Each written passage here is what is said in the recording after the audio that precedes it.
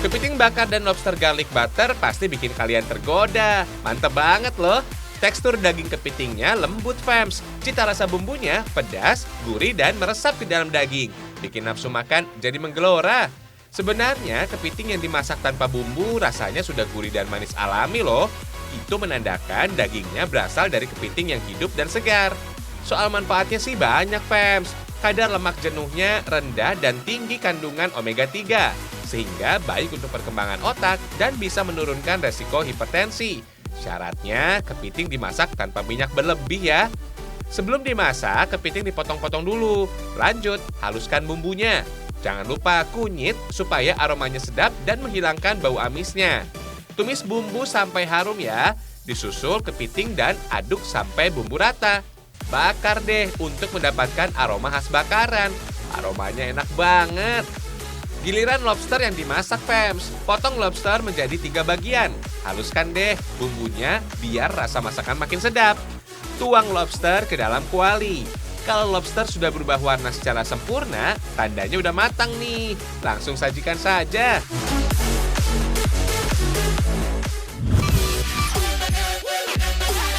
Kalau mau makan seafood dengan cara yang berbeda, ada udang hot plate, fams. Sebelum disajikan, hot plate harus dipanaskan selama 20 menit dengan suhu 30 derajat Celcius. Lanjut, kita masak aja. Untuk mengurangi kolesterol, sebaiknya gunakan margarin untuk memasak ya.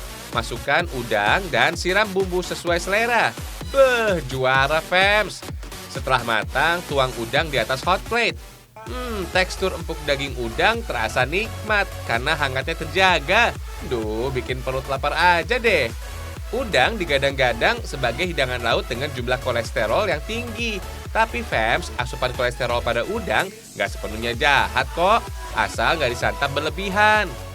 Dalam jumlah yang tepat, kolesterol ini justru bermanfaat untuk tubuh. Mulai dari melindungi sel, membantu produksi vitamin D, sampai pembentukan hormon dan asam empedu yang mencerna lemak. Wah, sakti juga ya.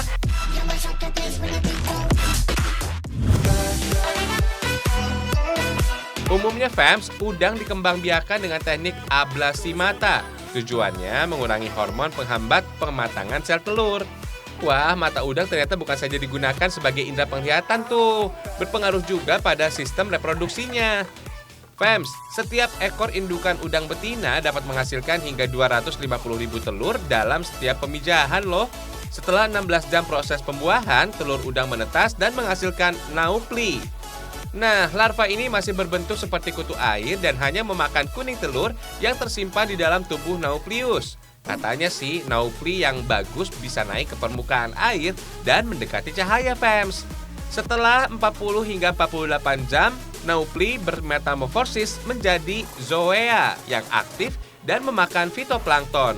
Usia 4-5 hari, zoea berubah menjadi misis. Selanjutnya, jadi benih udang dan siap dibesarkan.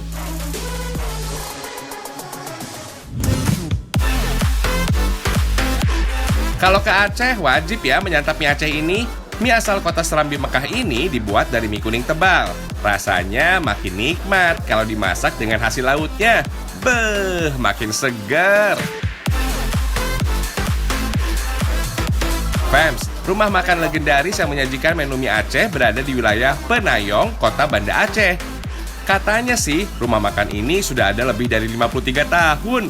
Wih, udah tua ya. Lihat nih, fams, kuah merah mie Aceh ini menyala.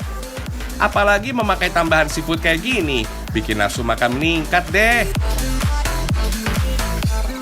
Tekstur mie Aceh ini lembut banget, fams. Kuahnya pedas dan gurih.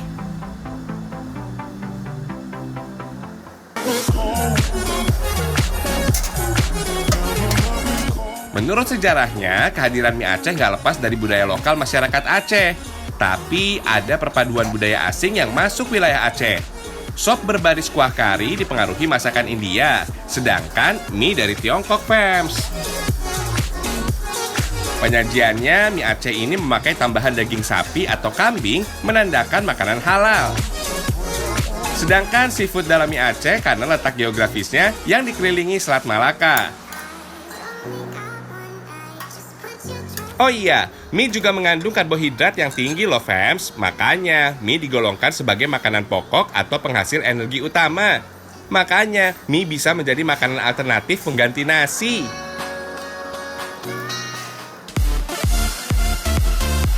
Kenikmatan mie Aceh ini juga nggak lepas dari bumbu rahasia yang udah diwariskan secara turun-temurun. Kali ini tambahan isiannya kepiting, udang, daging ayam, dan cumi. Wah, keroyokan gini nih. Langsung aja, fams. Masak kepiting, tomat, kol, toge, dan bumbu khas rempah. Masukin juga kuah kaldu ya. Eits, jangan ketinggalan cuka dan kecap. Kalau sudah mendidih, langsung masukin mie. Oh iya, mie yang dipakai dalam hidangan ini adalah mie Hokkien atau mie lidi. Bentuknya mirip spaghetti, fams. Biar makin sedap, kasih daun bawang, fams. Mie Aceh bisa disajikan secara kering atau basah, fams. Tinggal pilih aja deh sesuai selera kalian. Udah jadi nih mie khas kota Serambi Mekah. Seger banget deh. Ayo, siapa yang mau coba? Dari Kabupaten Gresik, Jawa Timur, ada ikan bakar bumbu sapit nih, fams. Kenikmatannya nggak kalah juara. Gurih, pedas, dan manis bikin nafsu makan bergejolak. Selain dapat menurunkan resiko kanker, mengkonsumsi ikan secara rutin juga dapat mencegah degenerasi sel otak dan Alzheimer loh. Nah, bumbu rempahnya udah komplit nih. Pada masakan ini, kalian nggak boleh lupa sama jinten. Jinten memiliki rasa yang pedas, sehingga bisa menghangatkan tubuh tuh. Bumbu diulek sampai halus, supaya minyak atsirinya keluar secara maksimal. Yang bikin beda, beri tambahan bubuk cabai yang menjadi ciri khas makanan Gresik. Terus, tumis bumbu sampai matang. Masukkan ikannya deh, fams. Jenis ikan apapun boleh dipakai kok untuk membuat ikan bakar bumbu sapit, sesuaikan selera kalian aja. Lanjut, lumuri ikan dengan bumbu kunyit, garam, dan tamarin. Dijamin deh bau amis ikan lenyap. Bakar deh sampai daging ikan matang. Fams, teknik memasak dengan cara dibakar seperti ini menurut penelitian lebih sehat karena bisa mengurangi minyak pada setiap masakan yang diolah. Kalau sudah matang, sajikan saja.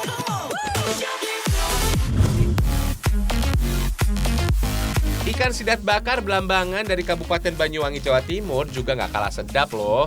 Cita rasa ikan panggang berpadu dengan aneka rempah khas Nusantara bisa naikin selera makan. Bawaannya makan mau nambah terus.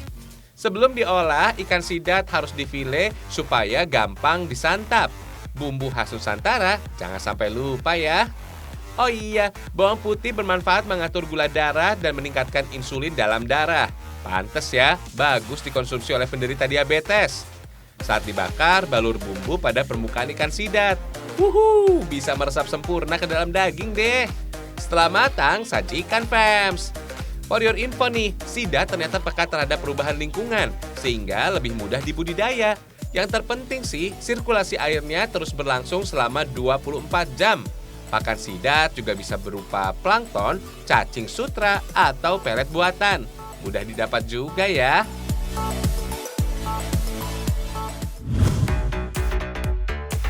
Dari Lampung, fams, ada menu pindang ikan cobia nih.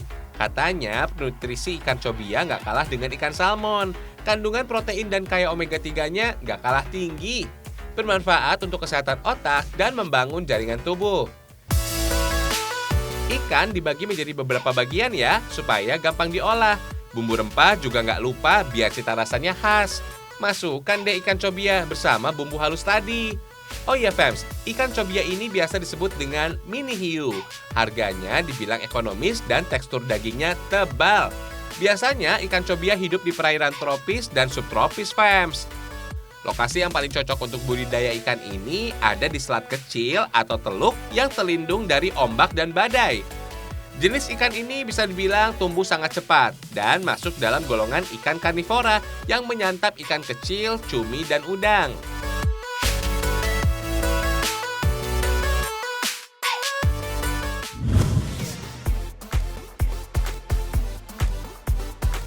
Fams, kue enak dari Jawa Barat ini namanya Cimahi Crispy Cake. Hidangan ini lebih cocok sebagai dessert yang bisa mencerna makanan dan menyegarkan mulut loh. Kalau lagi sendu dan rindu, bolehlah menyantap kue ini, bisa bikin happy melulu. Hihihi. Telur bisa menciptakan struktur dan stabilitas adonan kue. Berikutnya, masukkan tepung Fams. Kalau sudah rata, tuang ke dalam cetakan dan panggang sampai matang. Lanjut, hancurkan remahan pastry. Nah, dari sinilah tercipta cita rasa crispy pada kue. Langsung deh kita dekor dengan varian topping dan rasa. Mantul deh!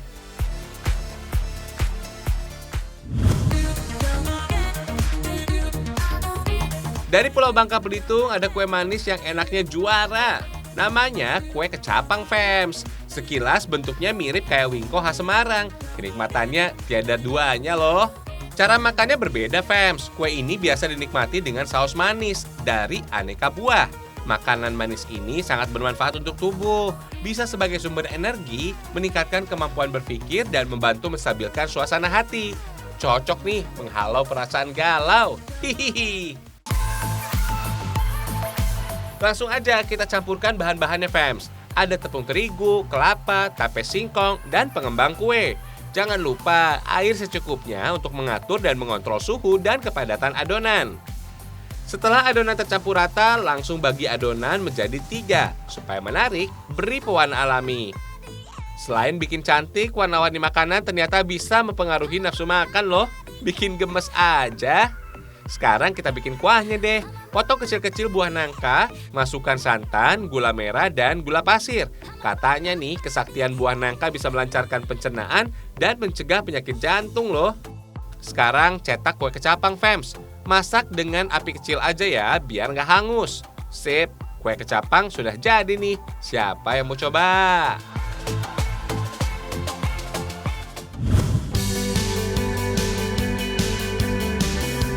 Kalau suka makan nugget, kalian wajib coba ini nih. Penampakannya sama kayak nugget pada umumnya Fams. Tapi bahan baku nugget ini dibuat dari labu madu. Rasanya gurih dan enak loh. Labu madu jelas memiliki banyak manfaat Fams. Mulai dari melancarkan pencernaan, mengobati gejala anemia, dan baik untuk pendamping ASI bagi bayi. Maklum ya, kandungan folat pada labu madu bisa membantu metabolisme asam amino dan pembentukan eritrosit dan leukosit. Mantap ya. Langsung kita olah aja Fams. Haluskan bumbu dan campur labu parut serta daun bawang. Eits, jangan lupa bawang bombay ya, biar rasa masakan semakin renyah. Masukkan deh tepung terigu dan tepung tapioka. Aduk sampai rata ya, disusul telur sebagai bahan pengikat dan kelembapan pada makanan. Langsung aja kukus adonan sampai matang. Baru deh potong-potong dan masukkan ke dalam telur dan tepung roti. Gulingkan sampai menutupi permukaannya. Tinggal goreng deh. Oh iya, penggunaan api saat menggoreng bisa mempengaruhi hasil jadi nugget. Sebaiknya gunakan api sedang agar tepung roti nggak mudah gosong. Kalau sudah kuning keemasan, angkat deh.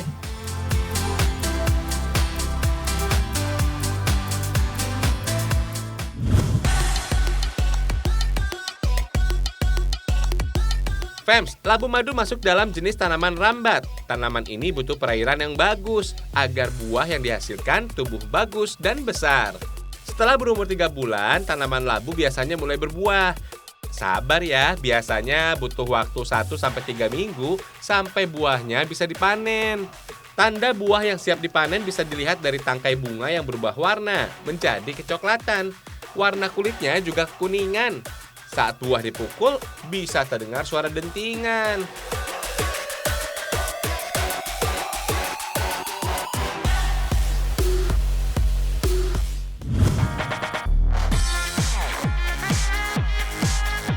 Dari Pulau Bangka Belitung ada sajian yang enak nih. Namanya berego.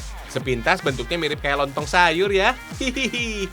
Padahal berego ini dibuat dari campuran tepung beras dan tepung kanji loh. Manfaat tepung beras luar biasa untuk kesehatan kulit. Mulai menangkal pengaruh buruk sinar ultraviolet, merangsang perbaikan, dan menyerap kelebihan minyak pada kulit. Ramuan bumbu khas Nusantara nggak boleh ketinggalan ya. Misalnya, ketumbar biar makanan makin lezat dan beraroma khas. Langsung aja campurkan adonan tepung dengan 2 garam dan air secukupnya. Langsung aja deh kukus sampai matang. Fams, masakan yang dikukus ternyata bisa menjaga nutrisi, tekstur, dan bentuk makanan yang baik. khawatir gosong juga tuh. Waktunya haluskan bumbu biar aromanya makin mantap. Masukkan deh daging ikan tenggiri dan olah sampai halus. Katanya kandungan omega 3 pada ikan tenggiri punya manfaat yang baik untuk otak. Kandungan vitamin A-nya juga baik untuk kesehatan mata. Selanjutnya bikin kuahnya deh. Setelah bumbu halus menyatu dengan air, tuang santan yang bisa bikin kuah kental, enak dan gurih. Sekarang gulung aja berego yang sudah matang, selagi masih hangat. Kalau udah dingin, jadi lebih susah digulung deh. Tapi kalau terlalu panas, berego juga bisa gampang sobek. Kalau udah jadi, berego siap untuk disantap.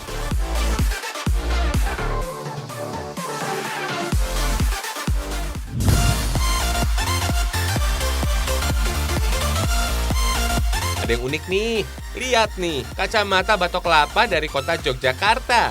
Cakep ya. Gak cuma berfungsi sebagai pelindung mata dari paparan sinar matahari dan debu aja, tapi bisa bikin penampilan jadi makin kece badai loh. Kita intip cara bikinnya yuk. Batok kelapa harus dibuat pola dulu, lalu potong mengikuti polanya. Nggak cuma unik fams, kacamata batok kelapa ini memiliki kelebihan daripada yang berbahan dari kayu loh. Tuh, buruan diborong deh. Hihihi.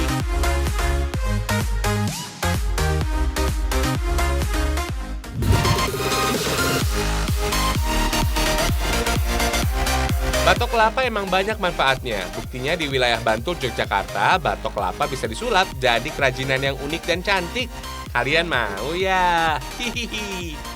Sebenarnya sih tempurung kelapa memiliki komposisi kimia yang mirip dengan kayu loh. Sama-sama mengandung lignin, pentosa, dan selulosa. Kadar air bahkan mencapai 9% juga. For your info nih, tempurung kelapa merupakan bahan yang dapat menghasilkan panas yang cukup tinggi. Makanya tempurung kelapa sering dipakai sebagai arang dan arang aktif. Satukan setiap bagian kerajinan dengan perekat ya. Bentuk kerajinan sesuai keinginan fams. Bisa mengkilat, beri pernis fams. Selain itu, pernis bisa mewarnai sesuai serat kayu, melindungi dan tahan lama, serta membuat kerajinan semakin kokoh.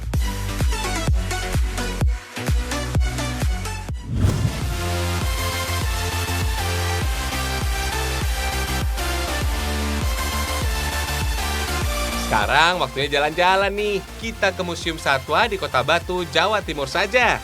Di sini kita bisa melihat aneka satwa yang diawetkan dan fosil purba yang didatangkan dari berbagai negara di seluruh dunia. Mulai dari benua Amerika, Afrika, Australia, Eropa, Arktik, dan antariksa. Tenang fams, semua satwa ini bukan hasil perburuan kok, melainkan hasil pengawetan dari satwa yang sudah mati. Tapi hewan purba di sini sih cuma replika aja. Lengkapnya koleksi satwa di museum ini diklaim menjadi museum berskala internasional loh. Salut deh. Ada beberapa arena yang terkenal di museum ini fams. Misalnya insektarium yang menyimpan koleksi serangga dan kupu-kupu cantik. Katanya serangga menjadi kelompok hewan yang paling banyak spesies dan jenisnya. Ada penelitian yang bilang ada sekitar 30 juta lebih jenis serangga di dunia. Bahkan populasi serangga juga banyak karena mampu bertahan hidup berbagai habitat sekalipun cuaca ekstrim fams. Binatang yang tidak memiliki tulang punggung ini menjadi kelompok hewan yang memiliki kapasitas reproduksi tinggi dan mampu menyelamatkan diri dari musuhnya. Keren ya.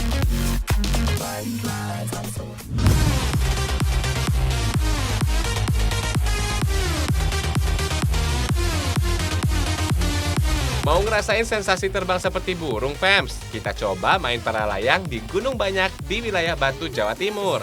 Kita bakal terbang di ketinggian mencapai 1.300 meter di atas permukaan laut. Widih, benar-benar bisa memacu adrenalin nih. Dari ketinggian terbang yang mencapai 350 meter, kita bisa menyaksikan suasana kota Batu di ketinggian. For your info nih, olahraga para layang sebenarnya sudah ada di Indonesia sejak awal tahun 90-an.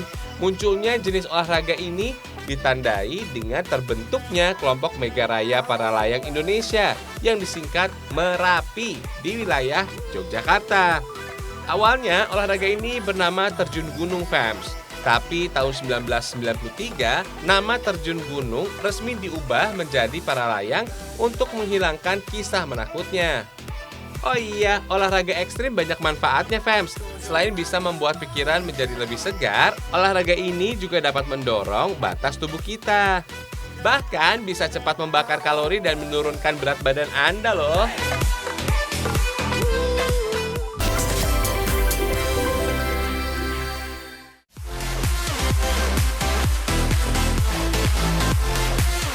Gak kerasa saatnya kita berpisah nih. Nonton Ragam Indonesia setiap hari ya. Kita masih punya informasi unik dan menarik lainnya. Ragam Indonesia, satu Indonesianya berjuta kekayaannya. Sampai jumpa.